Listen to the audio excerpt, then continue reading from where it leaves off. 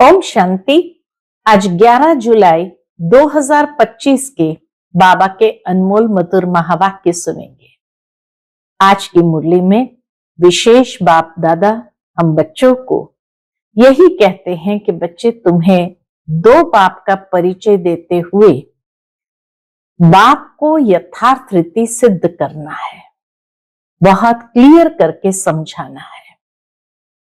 साथ ही साथ बाबा कहते हैं परमात्मा की महिमा अलग है, देवताओं की महिमा अलग है, मनुष्य की महिमा अलग है। इन तीन बातों को भी बहुत अच्छे से स्पष्ट करना है। परमात्मा निराकार शिव है, फिर दिव्य आत्माएं हैं जैसे लक्ष्मी नारायण, श्री कृष्ण, सब एक नहीं हो सकते हैं, सबकी महिमा अपनी अपनी है। तो यह भी बात बहुत अच्छी तरह से स्पष्ट करनी है। और एक बात बहुत रहस्य वाली बाबा ने समझाई है कि हम बच्चे ये चक्र के अंदर सतयुग, त्रेता, द्वापर, कलयुग चक्कर लगाते हैं। इसी बात को यादगार के रूप में भक्ति के अंदर लोग शास्त्रों को, देवताओं के चित्र को गाड़ी में रख करके परिक्रमा लगाते हैं और फिर आकर के सारे शास्त्रों को, चित्रों को घर में रख देते हैं। बाबा कहे, वास्तव में तुमने जो चक्कर लगाया है, ब्राह्मण, देवता, क्षत्रिय, वैश्य, शूद्र, ये सारे काल चक्र का चक्र यादगार के रूप में दर्शाया है। तो सुनते हैं बाबा के आज के अनमोल मधुर महावाक्य। ओम शांति। मीठे बच्चे, पहले पहले सबको बाप का सही परिचय देकर गीता का भगवान सिद्ध करो, फिर तुम्हारा नाम बाला होगा। आज की मुरली से प्रश्न है, तुम बच्चों ने चारों युगों का चक्कर लगाया है, उसकी रस्म भक्ति में चल रही है, वह कौन सी? उत्तर है, तुमने चारों युगों में चक्कर लगाया, वह फिर सब शास्त्रों, चित्र आदि को गाड़ी में रख चारों ओर परिक्रमा लगाते हैं, फिर घर में आकर सुला देते हैं। तुम ब्राह्मण, देवता, क्षत्रिय, वैश्य, शूद्र बनते हो। इस चक्र के बदले उन्होंने परिक्रमा दिलाना शुरू किया है, यह भी रस्म है। ओम शांति। रूहानी बाप बैठ रूहानी बच्चों को समझाते हैं। जब कोई को समझाते हो तो पहले ये क्लियर कर दो कि बाप एक है। पूछना नहीं है कि बाप एक है व अनेक है, ऐसे तो फिर अनेक कह देंगे। कितने मनुष्य है जो पिता है इस संसार के अंदर। कहना ही है बाप रचता, गॉड फादर एक है, वह सब आत्माओं का बाप है। पहले पहले ऐसे भी नहीं कहना चाहिए कि वह बिंदी है, इसमें फिर मूंझ पड़ेंगे। पहले पहले तो यह अच्छी रीति समझाओ कि दो बाप है, लौकिक और पारलौकिक। लौकिक तो हर एक का होता ही है, लेकिन उनको कोई खुदा, कोई गॉड नहीं कहते हैं। है एक ही, सब एक को ही याद करते हैं। पहले पहले ये पक्का निश्चय कराओ कि फादर है स्वर्ग की रचना करने वाला, वह यहां आएंगे स्वर्ग का मालिक बनाने, जिसको शिव जयंती भी कहते हैं। यह भी तुम बच्चे जानते हो, स्वर्ग का रचता भारत में ही स्वर्ग रचते हैं, जिसमें देवी देवताओं का ही राज्य होता है। तो पहले पहले बाप का ही परिचय देना है। उनका नाम है शिव। गीता में भगवान वाच है ना, पहले पहले तो ये निश्चय कराए लिखा लेना चाहिए। गीता में है भगवान वाच, मैं तुमको राजयोग सिखाता हूं, अर्थात नर से नारायण बनाता हूं। ये कौन बना सकते हैं? नर से नारायण कौन बना सकते हैं? जरूर समझाना पड़े भगवान कौन है, फिर यह भी समझाना होता है। सतयुग में पहले नंबर में जो लक्ष्मी नारायण है, जरूर वही 84 जन्म लेते होंगे। पीछे फिर और धर्म वाले आते हैं, उन्हों के इतने जन्म हो न सके। जो पीछे आने वाले हैं, जरूर उनके कम जन्म है। पहले आने वालों के ही 84 जन्म होते हैं। सतयुग में तो कुछ सीखते नहीं है। सतयुग में कोई शास्त्र आदि सीखने की बात नहीं, कोई ज्ञान सुनने की बात नहीं, जरूर संगम पर ही सीखते होंगे। तो पहले पहले बाप का परिचय देना है। जैसे आत्मा देखने में नहीं आती है, समझ सकते हैं, वैसे परमात्मा को भी देख नहीं सकते, बुद्धि से समझते हैं। वह हम आत्माओं का बाप है। ये सब देखने की चीज नहीं है। आत्मा को या परमात्मा को बुद्धि से समझने की बात है कि हम आत्माओं का बाप है। उनको कहा जाता है परम आत्मा। वह सदैव पावन है, एवर प्योर है। उनको आकर पतित दुनिया को पावन बनाना होता है। तो पहले बाप एक है, यह सिद्ध कर बताने से क्या होगा? परमात्मा बाप एक है, यह सिद्ध कर बताने से गीता का भगवान भी सिद्ध हो जाएगा। तुम बच्चों को सिद्ध कर बताना है। एक बाप को ही ट्रुथ कहा जाता है। बाकी कर्म कांड व तीर्थ आदि की बातें सब शास्त्रों में है। ज्ञान में इनका कोई वर्णन ही नहीं है। शास्त्र में सारे वर्णन है, तीर्थ यात्रा आदि कर्म कांड का। ज्ञान में इनका कोई वर्णन ही नहीं है। यहां कोई शास्त्र नहीं। बाप आकर सारा राज समझाते हैं। पहले पहले तुम बच्चे इस बात पर जीत पाएंगे कि भगवान एक निराकार है, न कि साकार। परम पिता परमात्मा शिव भगवान वाच, ज्ञान का सागर सबका बाप वह है। वह कहता है कि देह के सब धर्म छोड़ मामेकम याद करो। है बहुत सहज बात। आजकल शास्त्र आदि को गाड़ी में रख परिक्रमा देते हैं, चित्रों को ग्रंथ को भी परिक्रमा दिलाते हैं, फिर घर में आकर सुलाते हैं। अभी तुम बच्चे जानते हो, हम देवता से क्षत्रिय वैश्य शूद्र बनते हैं। ये चक्कर लगाते हैं। चक्र के बदले वह फिर परिक्रमा दिलाकर घर में जाए रखते हैं। उन्हों का एक मुकरूर दिन होता है। बाबा कहते ये परिक्रमा लगाने का भी एक मुकरूर दिन रहता है। जब परिक्रमा दिलाते हैं तो पहले पहले ये सिद्ध करके बताना है कि शिव भगवान वाच है। बाबा कहते ये बात सिद्ध कर बतानी है। शिव ही पुनर्जन्म रहित है। वह आते जरूर है, परंतु उनका दिव्य जन्म है। भागी रथ पर आकर सवार होते हैं। निराकार परमात्मा भागी रथ पर आकर सवार होते हैं। पतितों को आकर पावन बनाते हैं। रचता और रचना के आदि मध्य अंत का राज समझाते हैं, जो नॉलेज और कोई नहीं जानते हैं।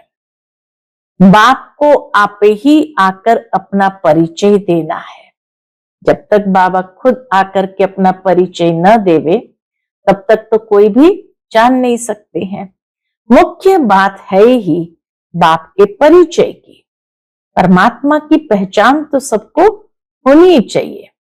वही गीता का भगवान है। ये तुम सिद्ध कर बताएंगे तो तुम्हारा नाम बहुत बाला हो जाएगा। तो ऐसा पर्चा बनाकर उसमें चित्र आदि भी लगाकर फिर एरोप्लेन से गिराने चाहिए। बाप मुख्य मुख्य बातें समझाते रहते हैं। तुम्हारी मुख्य एक बात में जीत हुई तो बस तुमने जीत पाई। इसमें तुम्हारा नाम बहुत बाला हुआ है। इसमें कोई खिटपिट नहीं करेंगे। ये बड़ी क्लियर बात है। बाप कहते हैं मैं तो आकर बच्चों को नॉलेज सुनाता हूं, पुकारते भी हैं आकर पावन बनाओ, रचता और रचना का ज्ञान सुनाओ। महिमा भी बाप की अलग, श्री कृष्ण की अलग है। ऐसे नहीं शिव बाबा आकर फिर से कृष्ण व नारायण बनते हैं, 84 जन्म में आते हैं। नहीं, हर एक का पाठ अपना अपना है। श्री कृष्ण का पाठ अपना, श्री नारायण का पाठ अपना और शिव बाबा का पाठ अपना है। तुम्हारी बुद्धि सारी ये बातें समझाने में लगी रहनी चाहिए। मुख्य है ही गीता। भगवान वाच है तो जरूर भगवान का मुख चाहिए ना। भगवान तो है निराकार, आत्मा मुख बिगर बोले कैसे? तब कहते हैं मैं साधारण तन का आधार लेता हूं। जो पहले लक्ष्मी नारायण बनते हैं वही 84 जन्म लेते लेते पिछाड़ी में आते हैं तो फिर उनके ही तन में आते हैं। अर्थात श्री कृष्ण के बहुत जन्म के अंत में आते हैं। ऐसे ऐसे विचार सागर मंथन करो कि कैसे किसको समझाएं। एक ही बात से तुम्हारा नाम बाला हो जाएगा। रचता बाप का सबको मालूम पड़ जाएगा। फिर तुम्हारे पास बहुत आएंगे, तुमको बुलाएंगे कि यहां आकर भाषण करो। इसलिए पहले पहले अलफ सिद्ध कर समझाओ। तुम बच्चे जानते हो बाबा से हम स्वर्ग का वर्षा ले रहे हैं। बाबा हर 5000 वर्ष बाद भारत में ही भाग्यशाली रथ पर आते हैं। कोई दिव्य रथ तो ले नहीं सकते, साधारण मनुष्य तन का ही आधार लेना पड़ता, वही भाग्यशाली रथ बनते हैं। यह है सौभाग्यशाली। जिस रथ में भगवान आकर बैठते हैं, कोई कम है क्या? भगवान इनमें बैठ बच्चों को समझाते हैं कि मैं बहुत जन्म के अंत में इनमें प्रवेश करता हूं। श्री कृष्ण की आत्मा का रथ है ना, वह खुद श्री कृष्ण तो नहीं है। श्री कृष्ण तो स्वर्ग में ही होगा। अंतिम जन्म में तो श्री कृष्ण नहीं हो सकता। बहुत जन्म के अंत का है। हर जन्म के फीचर्स, ऑक्यूपेशन आदि बदलता रहता है। बहुत जन्म के अंत में जिसमें प्रवेश करता हूं वह फिर श्री कृष्ण बनते हैं। शिव बाबा आते हैं संगम युग में। हम भी बाप का बनकर बाप से वर्षा लेते हैं। बाप पढ़ाकर साथ ले जाते हैं और कोई तकलीफ की बात नहीं। बाप सिर्फ कहते हैं, क्या कहते हैं? सिर्फ माम एकम याद करो। तो ये अच्छी रीति विचार करना चाहिए कि कैसे कैसे लिखे। यही मुख्य मिस्टेक है जिस कारण ही भारत अनराइटियस, इरिलीजियस, इंसॉल्वेंट बना है। बाप फिर आकर राजयोग सिखलाते हैं, भारत को राइटियस, सॉल्वेंट बनाते हैं, सारी दुनिया को राइटियस बनाते हैं। उस समय सारे विश्व के मालिक तुम ही हो। कहते हैं ना, wish you long life and prosperity. कभी भी किसी को ग्रीटिंग्स देते हैं, शुभकामनाएं देते हैं तो कहते हैं ना, wish you long life and prosperity, अर्थात लंबा जीवन हो और सुखी जीवन हो। बाबा आशीर्वाद नहीं देते कि सदा जीते रहो, ये साधु लोग कहते हैं अमर रहो। तुम बच्चे समझते हो अमर तो जरूर अमरपुरी में होंगे, मृत्यु लोक में फिर अमर कैसे कहेंगे। तो बच्चे जब मीटिंग आदि करते हैं तो बाप से राय पूछते हैं। बाबा एडवांस राय देते हैं, सब अपनी अपनी राय लिख भेजे, फिर भल इकट्ठी भी हो। राय तो मुरली में लिखने से सबके पास पहुंच सकती है, 2-3 हजार खर्चा बच जाए। इन 2-3 हजार से तो 2-3 सेंटर खोल सकते हैं। गांव गांव में जाना चाहिए, चित्र आदि लेकर। तुम बच्चों का जास्ती इंटरेस्ट इसमें नहीं होना चाहिए। बाबा कहे तुम बच्चों का जास्ती इंटरेस्ट सूक्ष्म वतन की बातों में नहीं होना चाहिए। ब्रह्मा विष्णु शंकर आदि चित्र है तो इस पर थोड़ा समझाया जाता है, इन्हों का बीच में थोड़ा पार्ट है। तुम जाते हो, मिलते हो, बाकी और कुछ है नहीं, इसलिए इसमें जास्ती इंटरेस्ट नहीं लिया जाता है। संदेशी वतन में जाते हैं, मिलते हैं और कुछ नहीं। तो बाबा कहे इसलिए तुम बच्चों को इसमें इंटरेस्ट नहीं होना चाहिए। यहां आत्मा को बुलाया जाता है, उनको दिखाते हैं, कोई कोई आकर रोते भी है, कोई प्रेम से मिलते हैं, कोई दुख के आंसू बहाते हैं। ये सब ड्रामा में पार्ट है, जिसको चिट चैट कही जाए। वो लोग तो ब्राह्मण में कोई की आत्मा को बुलाते हैं, फिर उनको कपड़ा आदि पहनाएंगे। अब शरीर तो वो खत्म हो गया, बाकी पहनेंगे कौन। तुम्हारे पास वह रस्म नहीं है। ब्राह्मणों में आत्मा को बुलाने की रस्म नहीं है, रोने आदि की तो बात ही नहीं। तो ऊंचते ऊंच बनना है, वह कैसे बने। जरूर बीच में संगम युग है जब पवित्र बनते हैं। तुम एक बात सिद्ध करेंगे तो कहेंगे ये तो बिल्कुल ठीक बताते हैं। भगवान कभी झूठ थोड़ी बता सकते हैं। बाबा कहना चाहिए भगवान कभी झूठ थोड़ी बता सकते हैं। फिर बहुतों का प्यार भी होगा, बहुत आएंगे। समय पर बच्चों को सब पॉइंट्स भी मिलती रहती है। पिछाड़ी में क्या क्या होना है वह भी देखेंगे। लड़ाई लगेगी, बॉम्ब्स छूटेंगे, पहले मौत है उस तरफ। वेस्टर्न दुनिया के तरफ पहले मौत है। यहां तो रक्त की नदियां बहनी है, फिर घी दूध की नदियां बहेगी। पहले पहले धुआं विलायत से निकलेगा। डर भी वहां है, कितने बड़े बड़े बॉम्ब्स बनाते हैं, क्या क्या उसमें डालते हैं जो एकदम शहर को खलास कर देते हैं। यह भी बताना है किसने स्वर्ग की राजाई स्थापन की। बाबा कहे यह भी बताना है किसने स्वर्ग की राजाई स्थापन की। हेवनली गॉड फादर जरूर संगम पर ही आते हैं।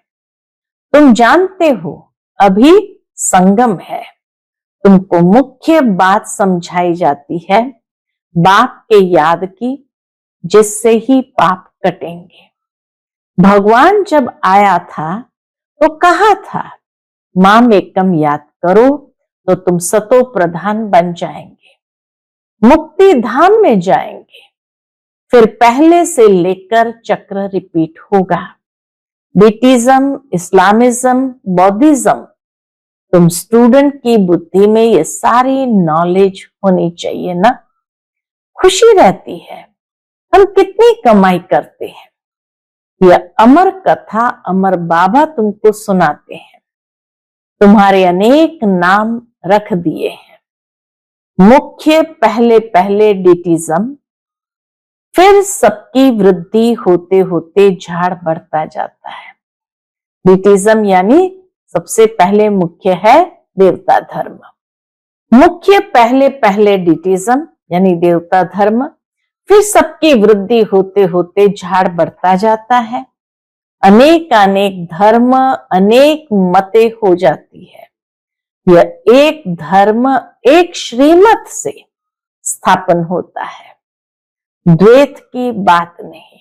यह रूहानी नॉलेज, रूहानी बाप बैठ समझाते हैं। तुम बच्चों को खुशी में भी रहना चाहिए।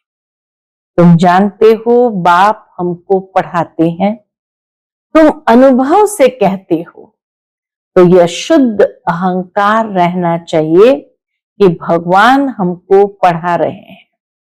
और क्या चाहिए? भगवान पढ़ा रहे हैं, और क्या चाहिए? जबकि हम विश्व के मालिक बनते हैं तो खुशी क्यों नहीं रहती? या निश्चय में कहां संशय है? खुशी न होने के कारण निश्चय में कहीं संशय है।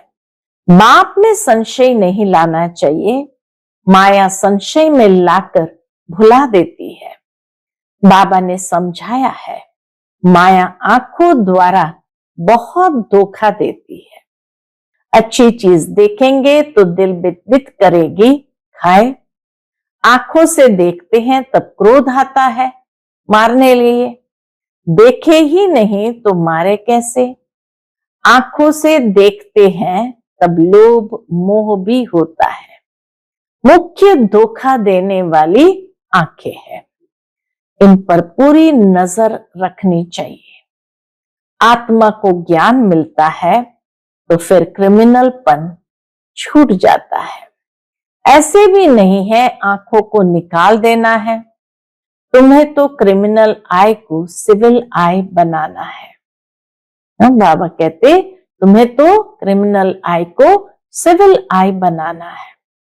अच्छा, मीठे मीठे सिकिलते बच्चों प्रति माता पिता बाप दादा का याद प्यार और गुड मॉर्निंग। रूहानी बाप की रूहानी बच्चों को नमस्ते। हम सब रूहानी बच्चों की रूहानी माता पिता बाप दादा को याद प्यार, गुड मॉर्निंग और नमस्ते नमस्ते। शुक्रिया बाबा, शुक्रिया। आज की मुरली से धारणा के लिए मुख्य सार है, पहली पॉइंट, सदा इसी नशे व खुशी में रहना है कि हमको भगवान पढ़ाते हैं। किसी भी बात में संशय बुद्धि नहीं होना है, शुद्ध अहंकार रखना है। दूसरी पॉइंट, सूक्ष्म वतन की बातों में ज्यादा इंटरेस्ट नहीं रखना है। आत्मा को सतो प्रधान बनाने का पूरा पूरा पुरुषार्थ करना है। आपस में राय कर सबको बाप की सही पहचान देनी है। आज का बाप दादा का मधुर वरदान हम बच्चों के प्रति है, पास विथ ऑनर बनने के लिए पुरुषार्थ की गति तीव्र और ब्रेक पावरफुल रखने वाले यथार्थ योगी भव। पास विथ ऑनर बनने के लिए पुरुषार्थ की गति तीव्र और ब्रेक पावरफुल रखने वाले यथार्थ योगी भव। वर्तमान समय के प्रमाण पुरुषार्थ की गति तीव्र और ब्रेक पावरफुल चाहिए, तब अंत में पास विथ ऑनर बन सकेंगे।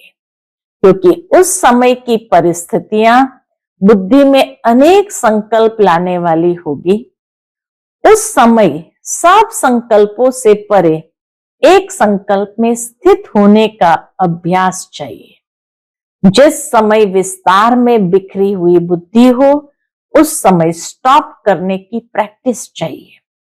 स्टॉप करना और होना, जितना समय चाहे उतना समय बुद्धि को एक संकल्प में स्थित कर ले, यही है यथार्थ योग। आज का स्लोगन है, आप ओबीडियंट सर्वेंट हो, इसलिए अलमस्त नहीं हो सकते।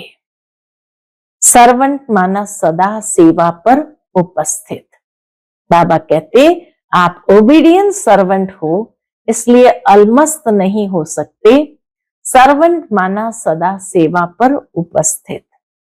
आज का अव्यक्त इशारा, संकल्पों की शक्ति जमा कर श्रेष्ठ सेवा के निमित्त बनो। जैसे इंजेक्शन के द्वारा ब्लड में शक्ति भर देते हैं, ऐसे आपका श्रेष्ठ संकल्प इंजेक्शन का काम करेगा। संकल्प द्वारा संकल्प में शक्ति आ जाए।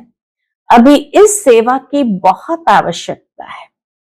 स्वयं की सेफ्टी के लिए भी शुभ और श्रेष्ठ संकल्प की शक्ति और निर्भयता की शक्ति जमा करो, तब ही अंत सुहाना और बेहद के कार्य में सहयोगी बन बेहद के विश्व के राज्य अधिकारी बन सकेंगे।